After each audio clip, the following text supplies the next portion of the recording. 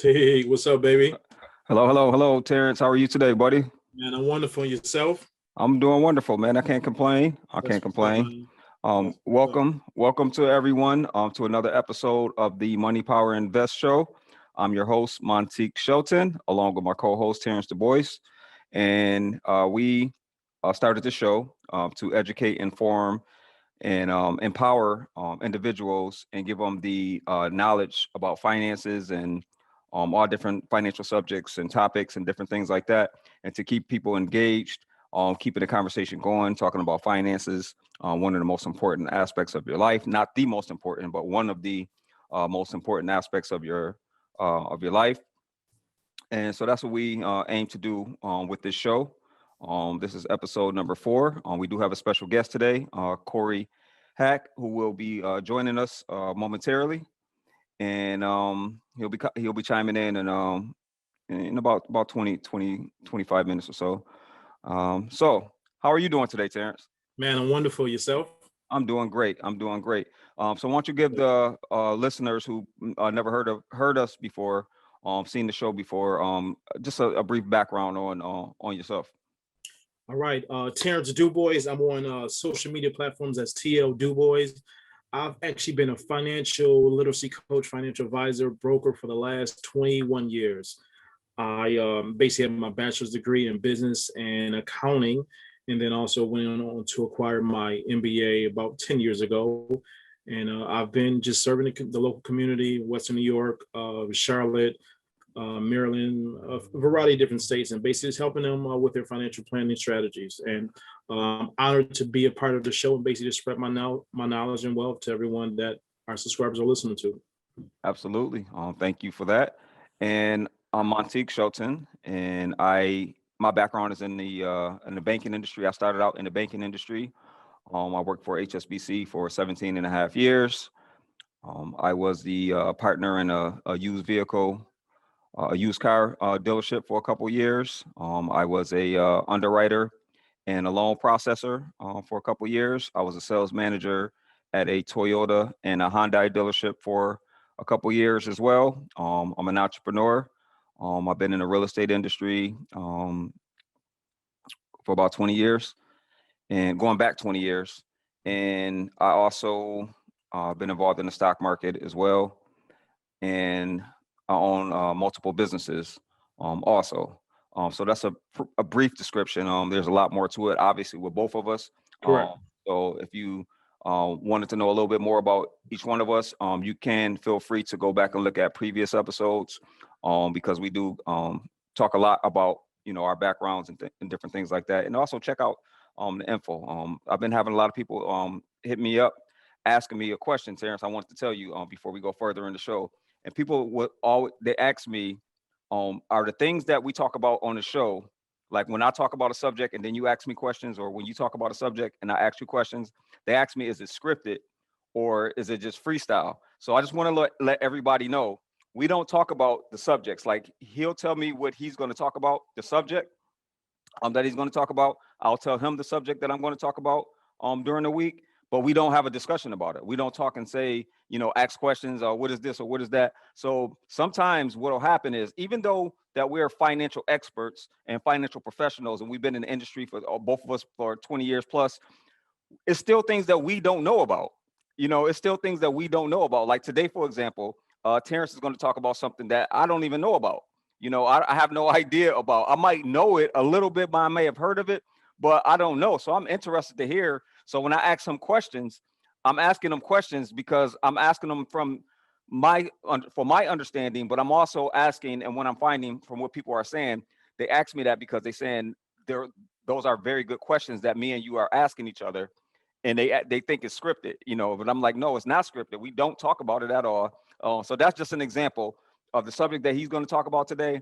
I'm going to ask questions because I really don't know, and it's going to also represent a lot of people with their thinking. So that's what we're trying to do with the show. That's the purpose of the show. So I'm glad I'm getting that feedback of people asking me those type of questions or what have you. So no, we don't talk about the subjects and things like that. So I just want people to know. Your audio.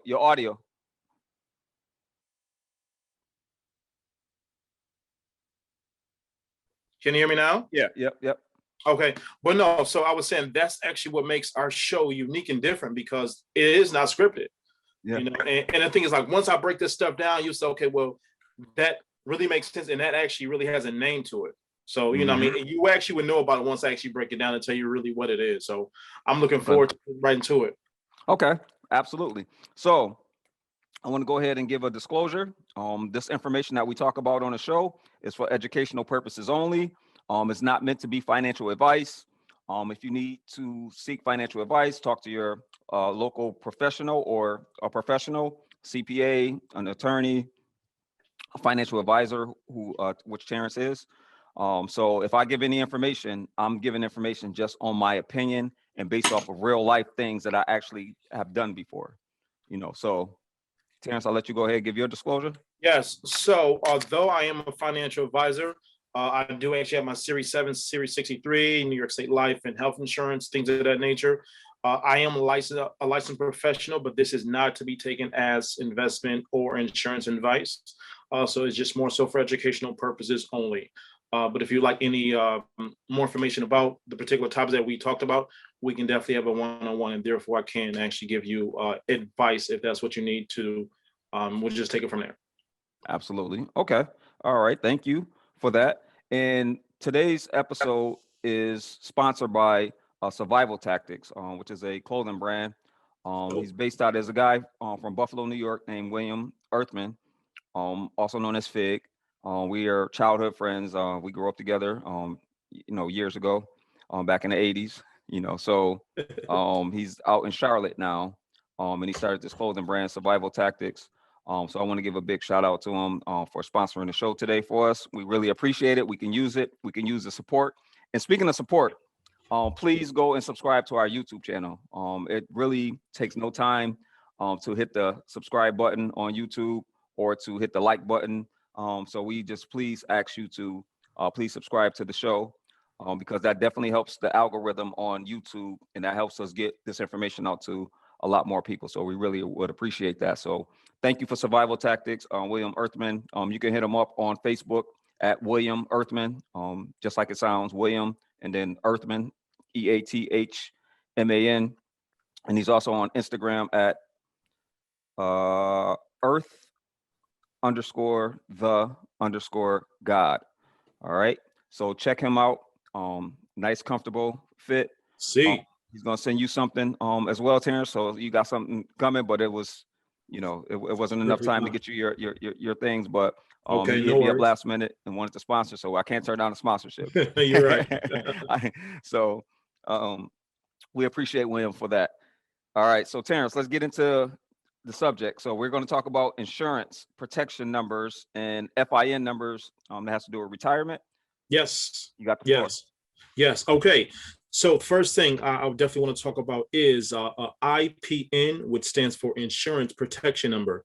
So everyone actually has a unique number. So everyone's number is different. So ideally, your insurance protection number is basically the dollar amount you need as of today. So in the event, if anything happened to you today, you want to make sure, hey, if I pass away, my family actually has this dollar amount coming to them tax-free if basically I pass away. So an example of how you determine what your insurance protection number is, I use a theory called the DIME. So D is for death. That is typically anywhere from $10,000 to $15,000 of life insurance coverage that you may need. I is for income. That is basically 7 to 10 times your annual salary. M is for mortgage, and E is for education. So if you do the tally, let's say D is for dime, that's 15,000. I is for income. So let's say if someone makes $50,000, you want to time that times 10. So that's roughly $500,000 you need of life insurance right then and there. M is for mortgage. So let's say, hey, you actually just purchase a home, and now that mortgage is basically $100,000. So now we have 615,000. If you have children, let's just say we don't know what the cost of education is going to be in the near future, but let's just say you have 2 children and you basically want to earmark, let's say $50,000 a piece for each child. So that's what $715,000 of life insurance coverage you would need on yourself as of today. So that would actually be someone's insurance protection number. Everyone's number is different, but the thing is, everyone needs to know what their number would be. And so it's like it's different strokes for different folks. So once you actually have that number, then you can figure out, hey, what would be the best life insurance for me? And a lot of people say, well, I actually have this through my employer, but I can almost guarantee you that your employer is not basically covering you for $500,000 or more. Typically, your employer covers you from 1 to maybe 2 times your annual salary, depending on what that would be. So doing the math, if someone is making $50,000, they may have 1 times their salary 2, but that's $100,000 at max that your employer will allow you to actually have in the event if you pass away on your job. And with that employer insurance, a lot of people don't realize that you have to be on active payroll for that life insurance policy to kick in. And I found this out about 6 years ago.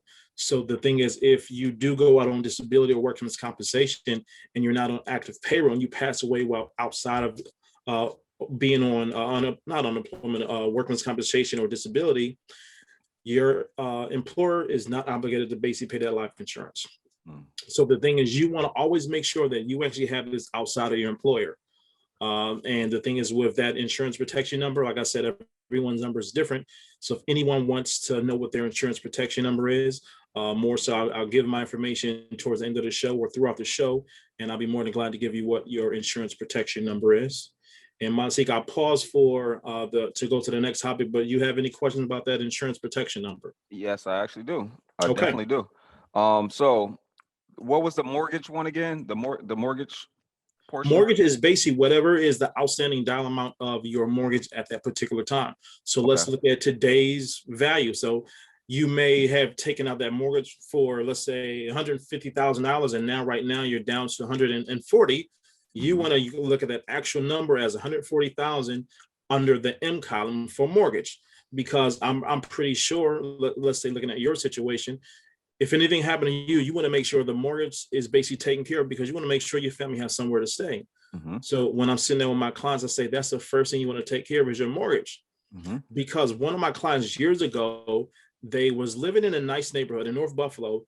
And then all of a sudden, maybe I showed them their financial needs analysis, and I showed them, hey, where they stood as far as financially. And then maybe a year later, they told me they had bought a house. And I'm thinking in my head, I'm like, they can't afford any more house than what they already had. But they basically doubled their mortgage. And then maybe 2 years after that, 2 to 3 years after that, the husband passed away. And the husband was basically he was basically the primary breadwinner. But the thing is, they was using their income to more so take care of the mortgage themselves. But once that one person passed away, they had to sell that house within a year of the husband passing away. Because they bought the house, but they didn't increase their life insurance. So the thing is, I mean, you always want to do life-changing, beneficiary change audits. So whenever any life-changing events happen, that's when you want to basically look at your insurance, say, okay, well, I need to adjust my life insurance, or whether it's a marriage, a child, or a house. Those are basically new life current events where you need to basically analyze your insurance policy. Okay. And this is outside of if someone works, let's say they're an entrepreneur, is that still relevant? Would it be higher if they were an entrepreneur because of the needs? Like how is it different from someone that's an employee versus someone that is self-employed or an entrepreneur? So it's really it's the same thing really, but you also got to think about that self-employed in person. So the thing is going to be the difference. Only difference is that income. So hey, if being self-employed, if you make $100,000 a year, and if your family if your family is used to basically receiving that dollar amount, that's $100,000 every year times 10. Okay. So it just depends on, hey, what that income number will be. Okay, so it really don't matter the income or whether you're a job or self-employed or not, it doesn't matter. Everyone needs to know what their insurance protection number is, and it really just depends on, hey, what dollar amount they want to replace. Because their insurance protection number, let's say, may be 1.5 million, but looking at the numbers, they may not need all that life insurance coverage because they may have other assets elsewhere. So that's when you subtract from that total dollar amount. And then, but at the same time, that's when you just figure out, well, what's the best amount of coverage I can get for what I'm willing to pay for per month. Okay. So just because your number is this amount does not mean that you actually have to get that. That's just saying, hey, this is a good indication. Hey, if you want to basically keep your lifestyle the way it is right now, with that, without that person still being there, this is the dollar amount of life insurance you need to actually have. Okay, that makes sense. That makes sense. Okay. Because a lot of times people basically just, get $50,000 of life insurance and always say, hey, where did this number come from? They said, I don't know. Yeah. So the thing is, there has to be a rhyme and reason on why you get that particular amount of coverage. And it can't be based off of, my uncle or my cousin or my mother or somebody else. They got this, so I'm gonna get this. So different strokes, different folks. Absolutely. Yeah, sure. Definitely. Okay. Yeah, you can go ahead to the next one. That's the only question I had. FIN number, financial independence number. Everyone basically has a separate number when it comes to financial independence. That number is basically what is the dollar amount you need to retire comfortably. Mm-hmm. And you more so just, it's kind of hard to explain this without like using a calculator and stuff like that. But I'll sit down with a client and say, okay, well, what dollar amount would you want to retire on annually? And they'll basically give me that dollar amount. Then I'll basically just put into my calculator. And it's more so a financial calculator, which will spit out and let me know what type of dollar amount they need to save for retirement. So let's say that dollar amount may be, let's say, $2 million. And that dollar amount is basically according to what they told me. So like I said, everyone's number is different.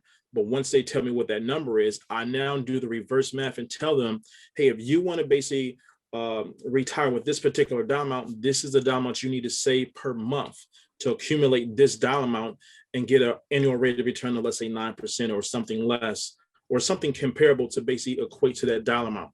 Okay. So when you have that particular number, then you can retire. Because a lot of people think that because I turned 62 or 65, I can retire. Retirement is not an age, it's a dollar amount. Mm-hmm. So the thing is, everyone's number is different. And that's why you see a lot of people retire. They be up for 1 year, then they actually got to go back to work because basically they failed a plan and they didn't know what their FIN number is. Mm. So that's really what a FIN number is based on the amount you need to basically save for retirement. Okay. All right. So yeah, I am definitely familiar with that. I haven't looked at it in a long time, so I definitely would be interested in finding out what my number is, and yes, how ambitious I am. So you're right. But I'm definitely interested in knowing that, and that's good information for people to know those different acronyms and different sayings and wording and stuff like that. And again, that's why I love the show, so we can educate people on these different financial terms and different things like that. But I do have a question about that. Sure. How do we get over the stigma that, because when most people hear this type of information, and I'm gonna remove myself from knowing all of the stuff that I know about finances and stuff like that. Mm-hmm. How do we remove the stigma that people have about the cost that it will cost me to do this? That's one question. And to do the insurance or the investment? For me, how do I know I can afford that? Okay. That part. And the second thing is, how do we get out of the stigma of people thinking that they don't need this, even if they know the information? Because a lot of times people think, just in my conversations with people, people have this mentality like, well, I'm gonna be gone, and because it's because of the way that a lot of us grew up and a lot of our backgrounds, where generational wealth wasn't really a subject or a thing.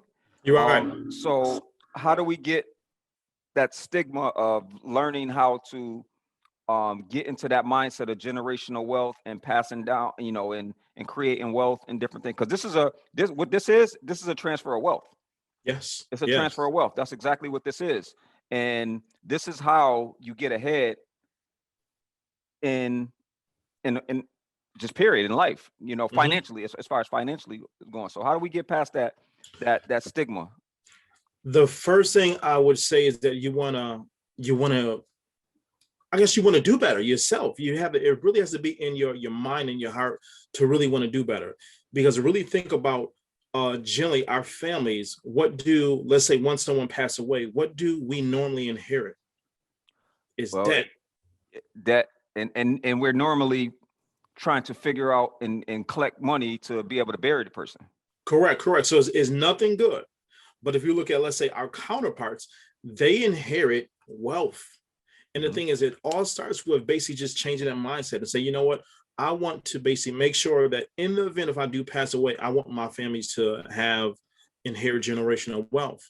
And that's the starting point right there. Secondly, is basically sitting down with someone like myself. And that's why this show is definitely important, because now it's taking a stigma and say, okay, well, there's someone that looks just like me that will basically sit down with me, whether it's basically in person, and hold my hand and show me exactly what I need to do to inherit wealth or basically create wealth for my loved ones. And the thing is, it doesn't cost a lot. It basically literally costs $2 a day. And when we talk about inheriting wealth, I mean, $50,000 may be a huge blessing to someone, but at the same time, it's like we need to leave them something instead of basically just debt. So it's really just basically breaking a mindset and getting your mind right and say, I want to do better. And once you want to do better, you're going to do better. I mean, once you it's in your mind that you want to do better, you will do better. But like I said, that's why we're here to basically, let these people know that, hey, we actually have the tools and the resources to basically provide the things that you need to basically get ahead. Absolutely. And even when it comes to retirement, Mm-hmm. it's literally the same thing. That $25. So let's just say someone had $50, or let's just say $75 per month within their budget that they can basically use $37 to basically put into the life insurance policy, and now another $37 to put into an investment account. So therefore, they may not leave a lot of money right then and there, but eventually those policies with that mutual fund will eventually build up. And in the event if that person does pass away while they actually have their life insurance, that's going to basically create an automatic wealth transfer from that person, the life insurance company, directly to the beneficiary. And that's how you do it. It doesn't take a lot of money to start the wealth building process. And once you basically, if you're current with those particular policies at that time of your death, automatically within 10 days, 10 to 14 days, a life insurance company is obligated to basically give your beneficiary that money tax-free. Wow. Yeah. In the interest of time, we definitely need to have a more in-depth discussion on this because this is very important. This is not something I want to definitely gloss by. But in the interest of time, we do have a guest coming on. And so I'm gonna go ahead and say we need to incorporate this in another episode to where we maybe dedicate an episode where we don't have a guest or do a special or something like that, because this is very important, because this is generational wealth, and this is how it's transferred. This is exactly how it happens. It don't happen from saving a bunch of money. It don't happen like that. It happens from using smart tools like this. So definitely appreciate that information. So we're gonna go into the next segment. Again, thank you for that information, Terrence. But again, like I said, we are going to touch more on this subject because this is probably the single most important subject as far as wealth and generational wealth is concerned. So I agree. Definitely want to touch more on that. I do want to touch on a subject that I get a lot from people and it's how to repair your credit yourself. So it's very easy. Well, I don't want to say easy. It's very simple to repair your credit yourself. So you don't always have to pay a credit repair company or a lawyer or someone to repair your credit for you. So I'll just give a brief rundown on how you can repair your credit yourself. Now, when I say it's simple, I don't want to make it seem like it's just like real easy and you just do this and you just do this and voila, you got results. Because there's some reasons why you want to go to a credit repair company, a reputable credit repair company, and because sometimes people don't want to do the work. So, in which I understand that. So, the very first thing you want to do if you want to repair your credit yourself, you want to go ahead and do it yourself, is you want to go pull your credit reports. You want to get your credit reports. You want to get it from all 3 credit bureaus. You can't just look on Credit Karma. We had an episode last week, episode number 3. You could check that out. And I went in detail about the different ways you can access your credit reports. And some of them are free. Some of them cost, but some of them are free as well. So that's the first thing you want to do. You want to get a clear picture of all 3 of your credit reports: Experian, Equifax, and TransUnion. Once you get those credit reports, you want to look for errors on there. You want to start with like your name. Make sure your name is reporting correctly. Your date of birth, your address, your phone number, your occupation. You want to make sure all of those things are correct. If not, you can get those changed with the credit bureaus. You can definitely get those changed with the credit bureaus. Then you want to get to the items on your credit reports that you want to address. And for most people, it's the common things. It's late payments, that affects people's credit reports. There's inquiries that affect people's credit reports. There's collections and charge-offs that affect people's credit reports. There's repos. There's foreclosures. There's child support. There's outstanding student loan debt. There's tax liens. What am I forgetting? There's a couple other things, major things that's on people's credit report or why they want to repair it. So what you want to do is you want to make sure that you mark all of those things, and you want to look at the dates of those things, because you have 7 years to when an item will basically fall off of your credit report, which doesn't mean the debt falls off. It means it falls off of your credit report. So you want to basically look at those different things, and you want to make sure that don't dispute something that's old, that's like 6 years old, when it's going to drop off within the next year.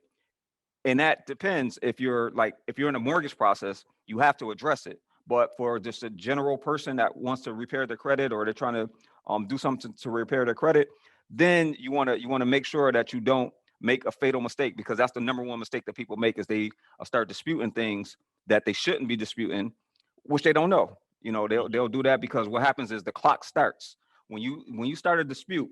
The credit bureau basically goes to the collection agency that has your account, or the original creditor, and they'll say, hey, this person said that this is not their debt, or whatever the dispute was. They'll go in there and they'll dispute it, which will cause or trigger sometimes that item to start all over. So let's say it's 5 or 6 years old, and all of a sudden you go to dispute it, then it start the 7-year clock all over again. So you want to be very, very, very careful of how you go about disputing things. The letters that you need to send the disputes to the credit bureaus, you can find those at a lot of different places, but you don't want to use letters that you find on the internet. You definitely don't want to use those, because what happens is the credit bureaus have a system, because when you send a dispute in, it's opened by a machine, and the machine gets the letter gets scanned. And when they find a letter that's all over the internet that gets scanned, they'll automatically send you something back saying it's been, it's yours. We verified that it's yours. They don't even do an investigation. Wow. If you send one of those letters on the internet, so you don't want to send like a comment letter on the internet. You want to send something different or whatever. But if you want to reach out, if you want to find out what type of letters to send, please reach out to me, Montique Shelton on Facebook, Montique Shelton at Montique Shelton on Instagram. Our email address for the show is moneypowerinvest@gmail.com. You can send an email there, and we can go into. I can show you what type of letters that you need. I can go over your certain situation to help guide you on the process for you to repair it yourself. I'm not going to do it for you, but I'll show you the steps on what you need to do that. But again, in interest of time, I will go more in depth on this subject. You had a little boo-boo back there. Yeah, right. But in interest of time, we want to go ahead to our guest who just chimed in. So we will definitely talk about this subject a little bit more. Just like we'll talk about the subject that Terrence we were talking about with the financial independence number and the FIN number. So we will definitely have a more detailed discussion about that, because both things that we talked about are very important. Very important. All right. So again, if you have any questions on that relating to what type of letters that you should send to the credit bureaus, or how you should go about if you want to repair it yourself, just feel free to send us an email at moneypowerinvest@gmail, Montique Shelton on Facebook, and at Montique Shelton on Instagram. So feel free to reach out, and I definitely will have no problem helping anyone. All right. Now, I want to go ahead and bring in our guest. And our guest today is Mr. Cory Haaq. And he's getting his audio together now. I know he can hear us, but he's getting his audio together. So I'm going to go ahead and talk a little bit about this guy. I know a little tiny bit about this guy. So I've only known him for 20 plus years. So me and Terrence go back to our HSBC days. Me and Terrence worked at HSBC. Me and Cory, excuse me, worked at HSBC. About 1998, 99, and he'll correct me once he gets on. So we met each other about 98, 99. He's always been ahead of his time. He's always been a forward thinker. We used to battle on the basketball courts. We had some epic battles. Our teams, some years they won the championship.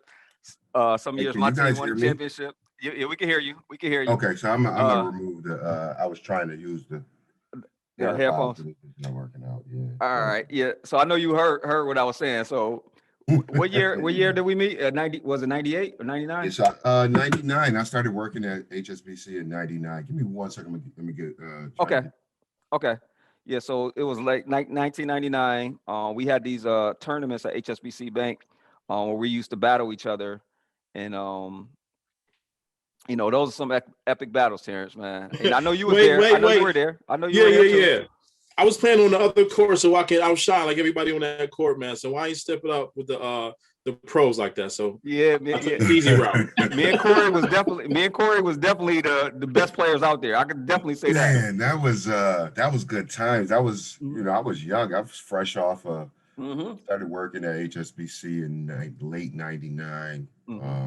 So I had just came off of 4 years at Riverside. We won the Yale Cup senior year, so I was in good shape still. And that was a great time, man. I never worked at a place that actually had an organized league. Yes, top and bottom, dope. It was dope, man. We definitely had some good playoff battles. I think God knocked us out one year, and then the next year we I was like, they was like, Cory. I was like, who's this young fella y'all talking about? Because I'm just a couple years older than Cory, and he's and Cory was to come in. We like look each other upside, up and down, and then we just became best of friends. You know what I mean? Yeah, so Teak got he still got that jump shot, man. Teak had a heck of a jump shot, Terrence. Yeah, I'm lefty too, man. So no, yeah. I got the jump shot. Terrence, you got a jump shot too? Yeah, man. I definitely had to. I was like, I swear, Cory, I need you to testify for me. I would tell my children and my wife, or my friends, before there was a Steph Curry, there was a Montique Shelton. I used to pull up from damn near half court. Cory, could you attest to that for me? He can get hot. He definitely can get hot. He was the best shooter on their team. I had a couple boys. Larry Bell was running with y'all. Larry was Chuck, Big Chuck. Chuck. I was it's funny, and I won't diverge too much, but I was on the phone with Richie Campbell earlier. That's my man. He was telling me, we watching the NCAAs today. He's like, yeah, man, me and Chuck is smooth. We back in '86, man. We won the Pal League. I'm like, this dude always telling me, but yeah, he mentioned Chuck. Chuck could play, man. Yeah, Chuck absolutely. was he probably might have been upper 30s back, or close to 30 something back then too. So he was still moving pretty good, man. Chuck could play, man. Yeah, Chuck was the OG. Absolutely. He was our OG back then. Yeah, definitely. Absolutely. Still is. But Cory, my brother, you got an impressive since those HSBC days. You found your way in the real estate industry, in the commercial real estate industry. Yeah, absolutely. And actually, I remember running to you at a time when I passed my New York State exam around 2012. You had came into the class. You remember that? Yeah, I do. In there for just a brief period for something. You came in there because you just had to renew something with the instructor. And I remember we were in passing, and you were looking at me like, yeah, I know you was up to something, My man Cusack, John Cusack. Yeah, John Cusack, Great dude, man. Great dude. Yeah, yes, he is. And ever since then, man, you've built an impressive career, my brother. Like outside of all this other stuff, man, like you've done something that is very rare. And you've done it in a commercial space. Right. Most real estate agents are in the residential space, or they do leasing, like leasing, renting out spaces and things like that. Right, but my brother, you took it to a whole nother level. So the first question I have for you is what made you want to get into commercial real estate? So I like that question because it's funny. The guy that's actually on the other end of this podcast is partially helpful for that. So during those HSBC days, I used to work. I was in the sales department, And it was interesting because at the time I recognize that was the breeding ground for what I was going to ultimately end up doing, man. Learning how to be an intent listener, listening for cross-sell opportunities, understanding product, but more important, grit, because you got to be on the phone. You know what I'm saying? So that phone is serious work when you trying to build a business or break into a market. So I was frustrated in that space, and I wanted to get into a space where, you know, you can have unlimited income and really, you know, kind of more control over your career, so to speak, right? So financial services was really the first venture, and my man Terrence had his 7 series and 6 series already, and I was like, yo, that's a wave. So I reached out to Terrence and I said, hey man, what's up, man? How you get into this? You remember that, T? And, I do. like, yo, whatever you want to know, let me know. The man gave me his book. He actually gave me, and listen, man, I've been now a professional for 20 years, 20 plus years. It's not always easy to get minorities or blacks to help each other.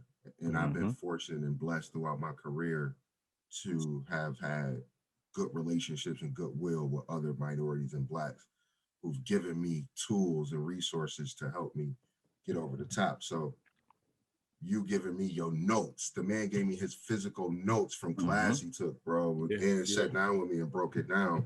You know, I took an additional class to take the 7 series. And what happened was I ended up leaving the bank. So I was going to relinquish the position, which was ultimately my leverage position to get to the financial services.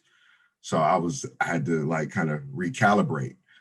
And I started looking into what could potentially be next. And it was God bless the dead, Sidney Clanton at the time. I don't know if you guys remember him, but real estate guy. Yeah. Man, listen, that dude was like, I was noticing his name on every listing on the east side of Buffalo at the time. So this may have been 01, 02, probably. So I said, man, that's the wave. I started looking into real estate because I knew I wasn't going to be able to do the financial services the way I wanted to do it. You know what I mean? I was like, I had a plan in my mind. You know, it's always grand ambitions, right? But that didn't work out. So I went and I talked to Mr. Clanton, and you know, he listened to me intently and was like, young man, you should definitely take that leap. And he was like, you can start here if you want. And I declined the offer after talking to several people who were selling real estate at the time. I quickly knew and understood that I didn't want to deal with first-time home buyers, newlyweds, pregnant wives. And that's nothing against those people. I've just, I didn't like the conversation on the consumer side. So I knew that commercial was kind of going to be the way I wanted to go. And then also, fees at the time, I think median price point in Buffalo might have been $45,000 to $60,000. When you start chopping up your fee, you need to do an extreme amount of volume to make a good income. And my whole goal at the time, having a young son, was I wanted to be in a six-figure income bracket, or very close to it. You know what I mean? So that was my motivation. Obviously getting my time back to myself as well. That's kind of how that journey started, man. So thank you, Terrence, for looking out. No doubt, man. I would not have even gotten on that track had it not been for like the exploration of me just wanting to be in a different space. You know what I'm saying? Okay. And obviously, when you see other brothers at the bank, I see you on the platform. Teak, you was in the tower. I'm at the atrium. You always want to know what everybody's doing. And like, or if you can align yourself, or if it's something you could do as well, you know what I mean? Yep. So I was like, man, my man on the other side of the bank, shit, that might be the way I need to go. yeah, absolutely. Yeah, man. Wow, salute to you, man, because that was actually one of my questions. I never knew I had something to do with it, man. So I appreciate that, man. That makes me feel good right now. Yeah, man, definitely. So my question is, I want to take it back to your childhood. I mean, what would you say your childhood was like growing up? I mean, were you destined for greatness, or you actually had some hurdles to overcome where you actually at right now? You know what? It's funny that you asked, because I'm not heavy into like religion and all that, but a friend of mine sent me a TD Jakes message a few weeks ago called Bigger Than Me, believing in bigger than me. It was a heck of a sermon, but it kind of talked about the story of Nehemiah and the journey and looking back on what you've gone through in order to kind of get to where you are. So I'm the product of, kind of at-risk youth, so to speak. I was in a lot of at-risk youth programs, and probably not because I was the bad kid, but I was probably the fringe kid that could have got lost, right? So my father was incarcerated at the time when I was 5 years old for 17 and a half years. And my mom was married and had another child. So this is my mother, my sister, and my mom got a divorce or a separation, from the second, guy at a relatively young age. So we was kind of in an economically challenging situation. We lived in a lot of tough neighborhoods and went to some tough schools, but it was always an environment of, like, I don't know, I want to say excellence. You know what I mean? My mom dressed me in cardigan sweaters and slacks. And it's all that stuff like, it's funny because, I fast forward 20 years later, I was dressed in the same way, obviously we couldn't afford, the Jordans and the latest trendy stuff. So, we had to be creative and still be clean. And, we were, like I said, economically challenged, but we would not have known that based on how we lived in the house. So, I'm very thankful and appreciative of that because it kind of set the tone for how I would live my life going further and how I would ultimately raise my son. So, Cool. Now, you've done $50 million in commercial transactions. Probably right? Like as an individual, probably a little more, as a team member, but yeah, definitely. 50 million. So you were involved in about $50 million worth of transactions, correct? Now, is it true that it takes the same amount of work for big deals? Because you were doing big deals, and I followed you, so I know the type of deals you were doing, and we talked and things like that. So I kind of have a little insight. But when you're doing big deals, like $1 million deals, is it the same amount of work as doing a $50,000 or $100,000 deal? Yeah, the process is always the same. The transactional process is the same. I think one of the things about commercial real estate that is not necessarily talked about is the transaction, right? So a lot of people see the number, which is the size of the deal, and then people think commission. But a traditional commercial transaction can take anywhere from 4 to 8 months. And in that process, that deal is going to potentially fall apart 13 times, because you have financing issues, you have environmental issues, you have equity issues, depending on the product or space that you're in with the particular asset. But every deal is unique in its own, characteristics, but the process is, pretty much the same. Process is the same. Okay. Now I got a question. So what could someone do? Let's just say they're 18, they don't want to go to college, but they seen this podcast and this episode and they said, I want to basically do exactly what Cory did. What advice could you give them to basically get into the space that you're in to maybe speed up the learning curve? Absolutely. That's a great question because I have a 19-year-old son who's in college, and it's frustrating because I got started in the business when he was maybe 2, 3. So he grew up watching me, put the suit on every day, make cold calls, go on appointments, shake hands, interact with clients. And you would think that it's just a natural for him to kind of just step in, but he's his own individual person. He's, kind of exploring, trying to figure out what he wants to do. And, whenever I encounter young people in particular, I'm always encouraging them to go get their license. I mean, literally, you only have to be 18 to have a clean record. Okay. Like, why not enter the space? Like, even if you have no interest in being transactional, get the knowledge because at some point, real estate's a finite asset, right? Like you're gonna transact in real estate if you have any intention of being, you know, a responsible, reasonable adult, right? You're going to lease a property. You're going to buy a property. You may want to invest. You may want to, you know, get your friends together, and that intellectual property is important. So I think, you know, being in the business as long as I've been in the business, I absolutely. And then I absolutely would tell or encourage anyone over 18 to go get the license, even if you have no interest in being transactional. It's worth it. You know, I spent $500 in my first commission. I'll never forget. And the retail space is still open. It was a dog grooming place on Sheridan in Tonawanda, just before you get to Niagara Falls Boulevard. First commission was $497. I made my money back on my first deal. Are you kidding? I'm playing with house money for 15 years, baby. Yeah, absolutely.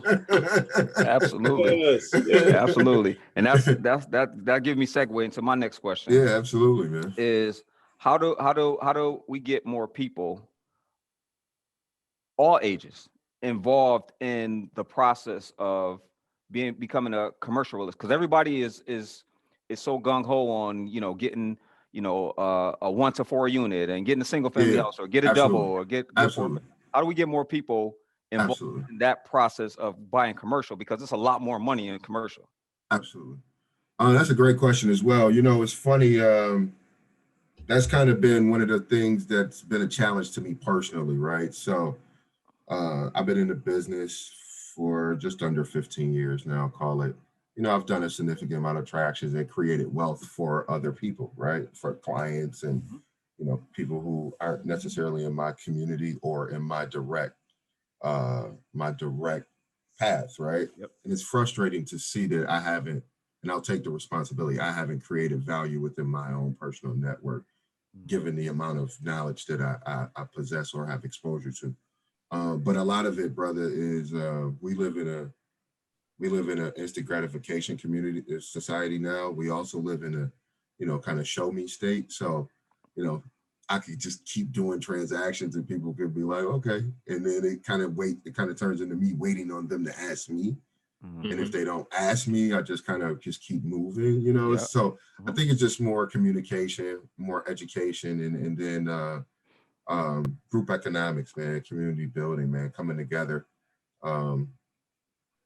I think, you know, I just came back from Buffalo today. Buffalo offers, and I live in DC full time, which is whole nother market, whole nother beast. But Buffalo offers a tremendous amount of low-hanging fruit opportunity, right? So you can buy a commercial asset, you know, sub 100K, you know, and if it's got income, you can finance that, right? If it doesn't have income, you can put a plan together and get a small construction loan and get, you know, after renovation value on your permanent loan after you do, you know, the renovation work. So because you have those low hanging fruit or low barrier entry, it gives you more of an opportunity to get in the space.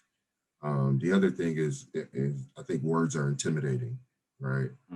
You know, so a lot of people, I know a bunch of people who own 20 houses or more. They don't buy commercial real estate.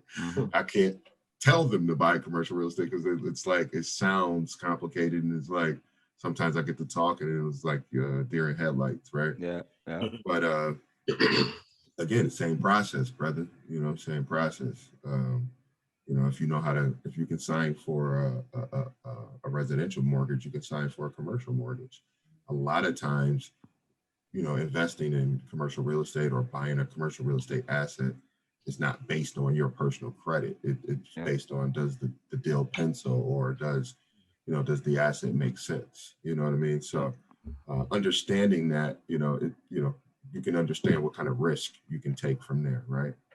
So I think that's a part of it, man. Just understanding that it's not as complicated as it's not Chinese arithmetic. You know what I mean? Yeah. It's literally algebra. Yeah, exactly. You know what I mean? It's college math 1. You know what I mean? Yeah. Yep. Okay. All right. Another question. So this is what I always loved about you, because it just always seemed like from the time I met you was always ahead of your time. It's like I'm a few years younger than you as well. I mean, a few years older than you. Yeah. But answer this: like, when do you know it's time to leave? Because you left Buffalo, you went to I know you was in Atlanta, you was in DC, but Mhm. it's like, talk about like, when do you know it's time to leave? Let's say, Yeah. when you was in Atlanta, like when did you know it was time to go from Atlanta to DC? Because I mean, you left, man, Atlanta and to go to DC. So talk Yeah. about that. So that's a little bit of it is personal challenges, right? Mhm. So when I was in Buffalo, I kind of got started. There was always a desire there to kind of, see if I can do it in a bigger market, right? Mm-hmm. And a little bit of that frustration, and I never make complaints about, being a minority in a industry that's literally less than 1%. Mm-hmm. Because I've never, oh, let me not say that. I've not had any direct um, incidents or anything happen to me in terms of discrimination because of my skin tone or because I have a deep voice or I'm a athletically built Black man. That's actually some of the stuff that's kind of worked to my advantage a little bit in the industry. But there's a glass ceiling in Buffalo, right? So then Right. you can win awards. I was 40 under 40. At 36, I sat on a couple boards. Mm-hmm. And you start to feel a little bit of pressure in terms of imposter syndrome. And can my deals get bigger, right? Now because I'm doing some deals, and it's like, oh wow, I'm doing big deals. I'm doing market level shit. It's like, oh, you're doing market level stuff here in Buffalo. Like this is happening. Mm-hmm. So you could build up a false sense of superiority also. So I think for me it was just time to challenge myself. I was like, can I do this in another market? Do I know what I think I know? Okay. So you know, I, a lot of people ask me why I left Buffalo, which kind of seems like at the top of my career, right? And it was really about, can I go get a bigger well? So I took an opportunity to join what they call a net lease firm in Atlanta, which is a national firm called Sands Investment Group, and they only focus on a specific product type in commercial real estate and investment real estate. I didn't know anything really. I'm not going to say I didn't know anything because I did a what they call a sell lease back on a Dollar General deal on Fillmore in Genesee. Yeah. So what happens is I found a developer. I put the site together. I find a developer. I find a tenant. I negotiate with tenant and developer. Then on back end, developer builds, then sells asset as a fully leased asset. But I put that deal together kind of A to Z, which kind of gave me some familiarity with the product. But I was not aware that this was done at such a high level. So there was my test, right? Okay, you want to go with the big boys, and it was very challenging. It was like, I was when you kind of do some things in your career, you kind of feel like, you've had some success to kind of start over. It's like, whoa, I was like, whoa, I got there and it was like, it was a guy in the office who was kind of coming off of a year in which he literally made no money, right? He made no money. He was 4 months into the first year of the first year that I was there. So I got there in March. By April, I was watching this guy make $500,000.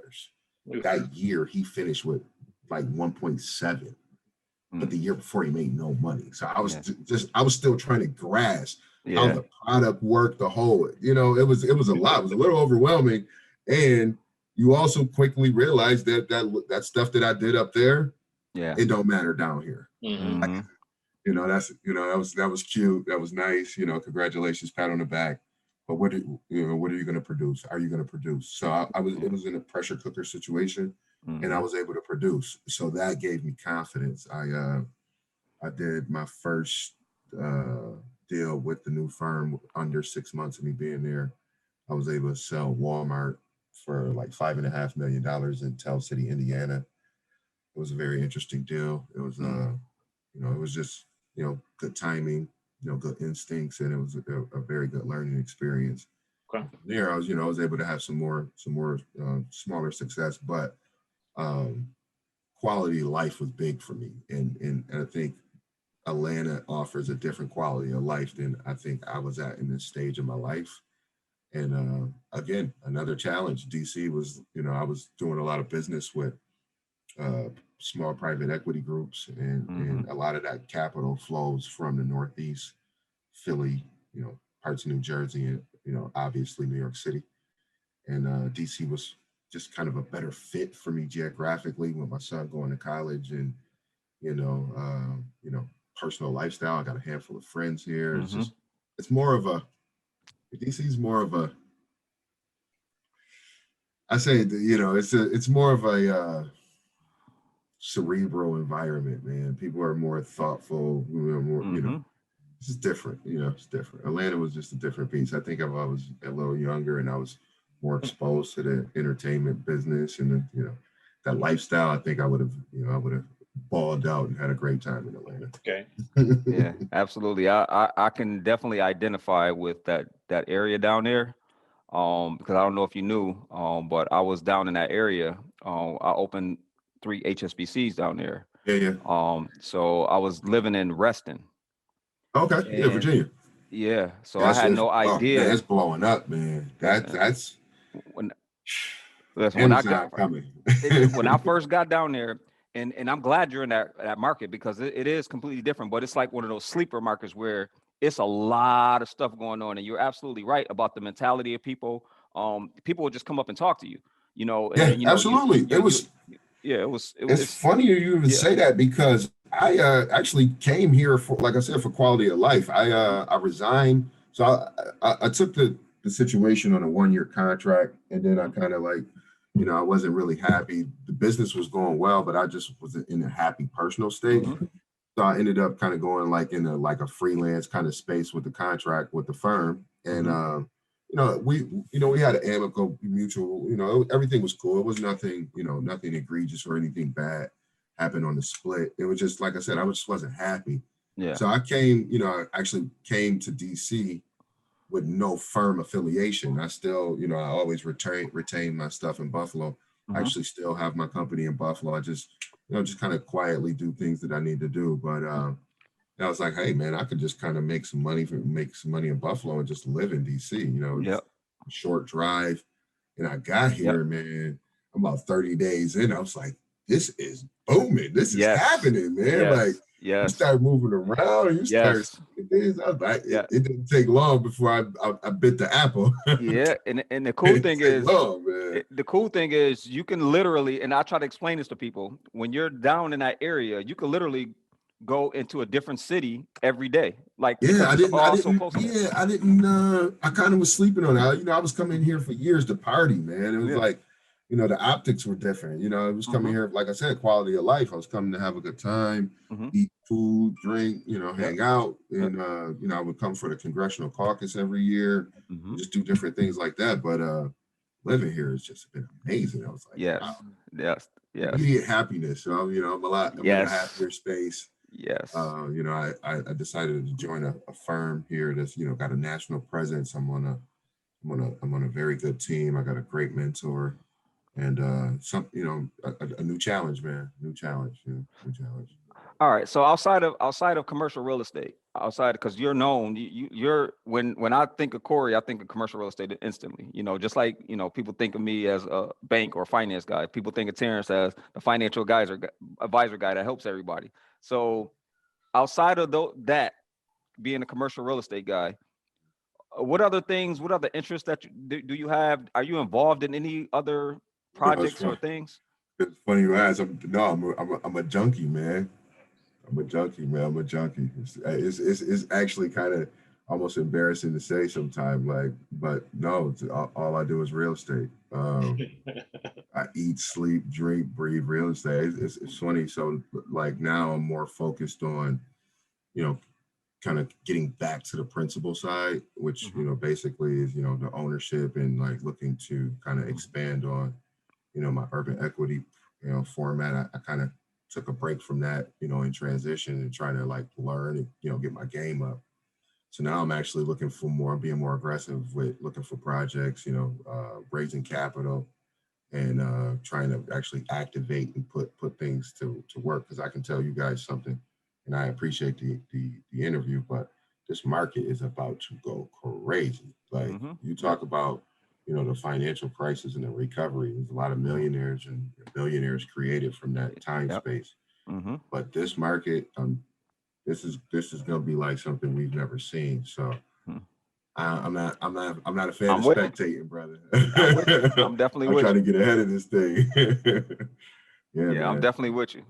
I'm definitely with you, man. That's kind of where my focus is on the personal side. But yeah, man, I'm a real estate junkie. I mean, all of my email alerts and news feeds and LinkedIn is everything's centered around acquisitions, dispositions of real estate, and who's raising capital and who's buying what, who's selling what, and I love the game. Love man. Love it. That's what's up. Cory, I got a question. Talk to me about financial literacy. It's like, I'm big on financial literacy, and it's like I came out with some cards just because it's not being taught in our schools, nor really anywhere. So, like, how important is financial literacy to you? And tell me, when did you really understand that financial literacy was important? It's a great question. I working at the bank, believe it or not, I was fortunate enough to have, a pretty good run at the bank. I started out entry level, at HSBC. I worked there for probably 3.5, 4 years. Then I moved over to like Charter One Citizens, which at the time was, rolling out their in-store banking format. So it gave me a side to kind of get on the retail side and deal with the consumer products and just deal with people. And like I said, it really kind of like just prepared me to really be savvy enough to kind of, transact in this space, right? But you quickly, I was in the management side, and I was in Depew, like Depew kind of suburban area, Buffalo at first. And you could see like the relationship between financial literacy in the community versus when I transferred into brand management in the Jefferson Tops at the time. Yeah. And it was just, the disparity is just very wide. And I don't think people realize how basic the disparity is. Like basic to balancing the checkbook. Like basic. So that was very eye-opening, and then, getting into commercial real estate, I'm not going to lie to you, to be completely honest, you get whitewashed a little bit because you don't deal with your community in the space, right? Like this financing, there's very few minorities who even understand commercial real estate in itself, right? Especially on the, let's call it the non-collegiate level, right? Because a lot of the minorities who participate in this space at a high level have some level of college exposure. There's very few people who have, bootstrap their way through commercial real estate like myself. So, having that conversation is difficult with people. So, I think financial literacy is extremely important. And then understanding, and you're in the advisory space, something that's I've been a little frustrated, and a challenge that I'm looking to address through raising capital is that you can have commercial real estate exposure in your retirement and or as a non-accredited investor, as an alternative asset. And that's just, there's probably, it's probably a couple $2 billion in unrealized capital in Buffalo alone through passive real estate investing. Wow. That's just not activated, right? So like, you deal with a lot of teachers and a lot of medical professionals, who yield a relative income. Let's call it relative income 50 to 75K, right? A lot of those people have 403Bs or some level of retirement exposure. They're not aware that they can convert to a self-directed IRA and get a more aggressive return in a commercial real estate asset. A lot of that's dead equity. That's what we call dead equity in my space, right? Because it's not yielding a more aggressive return or as an aggressive return as it could, because you just don't know about it. Yeah. Correct. Yeah. Yeah. You understand what I'm saying? Like, I definitely just understand. don't know. You literally don't know that 50K that you've worked hard and saved out of your pennies for the last 10 years could be aggressively used in a commercial asset to get you a double-digit cash on cash return, or a double-digit IRR over the life of an asset. So it's really just information and exposure. Mm-hmm. Yeah, I definitely feel you on that, because it's like every industry that I've been in, from banking to the being an owner in a used car dealership, working for a major dealership or two major dealerships. It's like, trying to explain or seeing how people are missing out on a lot of things. And like right now, I'm in the one of the new avenues that I'm in. It's not new to me, but it's new to what I'm presenting, is the business credit space. Yeah, I've And been hearing a lot about yeah, that. It's interesting. I've been yeah. hearing a lot about that. So they people don't know, it's so much money out there, man. I had a conversation with I'm in a mastermind with a bunch of guys from like Houston, Tampa, Atlanta, and these are underwriters, these are owners of banks, principal managers, different things like that. And they said the number one problem that we have with the minority community is we have all this money available that has to go to the minority community, but not enough qualified people that have Dun and Bradstreet business numbers, set up and things like that. I mean, So there's that's frustrating, in a lot of respects, because it's I think that's a statement that's used in a lot of industry, but I think a lot of it is it's very basic, brother. Like I said before, it's really kind of just getting back to the grassroots and just having a very basic education on your licensure, or your whatever the operational things that you need to be qualified for these programs, or these grants or whatever. So yeah, yeah. it's just one of those challenges. I think we can all advocate for stronger, like, minority chambers, so that they can go out and advocate to these businesses how to position themselves to yield from those programs. Because Absolutely. the other communities do it. Yes, Right. So 100%. we can't see the other communities do it and then be upset. Absolutely, You know 100%. what I mean? So And also CDFIs, community development financial institutions, those, understand how people get their money, or where money comes from. yeah, Some of these people are given money through philanthropic organizations. So, that means that they have to put that capital out. Some of the responsibility is looking for the guy who is at risk, or the guy who needs help with his credit. It's really a matter of connecting information. absolutely, man. So last question. It's more of a statement, but it's also a question. Would you consider putting together like a fund for people that want to get into the space, like from an entrepreneurial standpoint? Yeah, absolutely. So it's funny that you asked me that. I've been on probably a year long build out for a pitch deck on a fund. It's the fund game is Highly regulated. yeah, but it's sexy, right? It's what it, like this is and I know we got to go, but I think, like, people enter into these spaces because of how they're talked about, right? Without fully understanding that it is heavily regulated, and that you are taking people's money and you are putting it there is a fiduciary responsibility. And that's one of the good things of, kind of working in the industry. As long as we all understand that there is fiduciary responsibilities when you're dealing with people like this.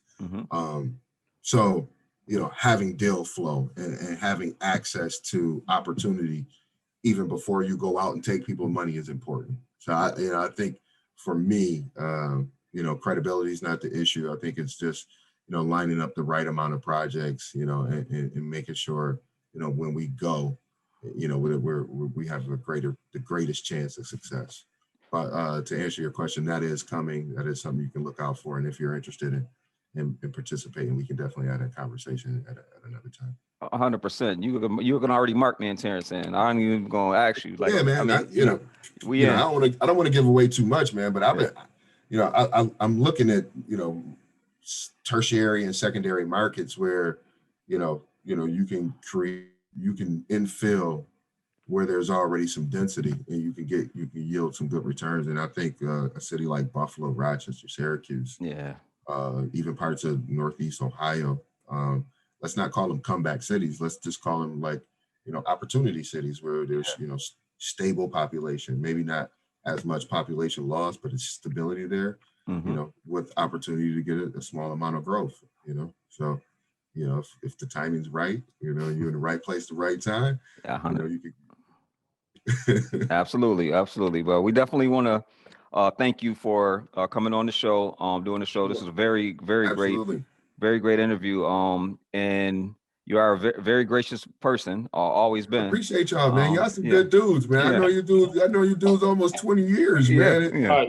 When Terrence reached out to me, I was like, wow, they hooked up. That's cool, man. That's man. Cool, man. How's I know we got to go. How both of you doing well? I know the pandemic's been tough. Business, family, everybody doing well. Everything's good. Business is actually better than before the pandemic. In my field and credit and stuff like that, business and the credit world. So everything's been going good. Health is good. Okay. Family's good. Everybody's good. Still running to the old people that we both know from HSBC. Absolutely. So I'll definitely send out my regards to Kev. I know Kev was your boy, Kev Simmons. Yeah, so I'll definitely tell him what's up for you. Absolutely. But today is about you, man. So we definitely want to give you your flowers, and we want to it, man. Give you your congratulations for the great job that you're doing. Definitely keep up the great work. Keep doing what you're doing. Keep inspiring, man, and keep taking us to different levels and different things. And I know that you pay attention to what everybody else does as well. And it's only good. The elevation for everybody is going on. Let's keep going, man. You know how to reach me if you know how to reach me if you need to get me, brother. Absolutely, man. And we definitely appreciate it. And keep doing your thing, brother. All right, y'all be well, man. All right, man. Salute, Corey. All right, absolutely, peace, man. Good to see you, man. Thanks for the opportunity. Man, no doubt. Thank you, sir. All right. Oops. Hello. Yep. Okay, I'm still here. I'm sorry. So almost hit the wrong button there. That was a great interview. Corey's a very good guy. He's definitely doing something in a space that's unfamiliar to most. Yes. But it's a great space. So if anyone's interested in getting into that space, please reach out to Cory. He's available on Facebook at Cory Haaq. His Instagram will be in the show's credit. I can't remember the exact Instagram. I think he's more heavily on LinkedIn. I'm not sure if he's on any other social media sites besides LinkedIn and Facebook. Oh, he is on Facebook. Okay. Yeah, he's on Facebook. Right. So it's Cory Haaq on Facebook. HAA 2 A's HAAQ. And Cory CORY. So definitely reach out to him. He's just like me and Terrence. He has no problem giving people information, sharing information, helping people out, and things like that. So definitely reach out to him. And we want to thank all of you guys for standing there and watching the episode and being here and supporting us. So like I said before, please go ahead and subscribe to the YouTube channel. Please take a moment to hit that subscribe button. And if you're listening on the audio platform, we're also available anywhere that you listen to podcasts. We're available there as well. So please continue to support the channel. It's not easy putting a podcast together. And it costs money. People think you just put a camera together and you just talk, and no, it's a lot more detail. It's advertising involved. There's marketing involved. We have to come up with the content. We have to be, formatted. We have to get guests. So all these different things, it take time, energy. So we definitely appreciate the support that you guys have been showing, the overwhelming support that we've been getting from the public. So we really appreciate that. So we're going to wrap up episode number 4. And Terrence, you got any last thing that you want to say to the people? Yes, I just want to thank everyone for continuously listening out for all our episodes. And if you like any of the information or want any additional information from either myself or Montique, You can definitely reach me on all my social media platforms, TL Dubois on Instagram and Facebook. You can also please like my Grow 52 Enterprise channel. That's actually my other business account. And I would definitely even just say for anyone who actually listens to this podcast, if you want any of this information, get in contact with me through one of those social media sites, and I'll basically give you those 2 numbers that I talked about, which was your FIN number, financial independence number, but then also your insurance protection number. And the thing is, just reach out to me, and there's no fee involved. So hopefully everyone will take heed of this information, and I'll be flooded with inboxes requesting information, but it's basically free. So please get that information from me. Absolutely. And you also can email me and Terrence also at moneypowerinvest@gmail.com. And I'm on Facebook, Montique Shelton.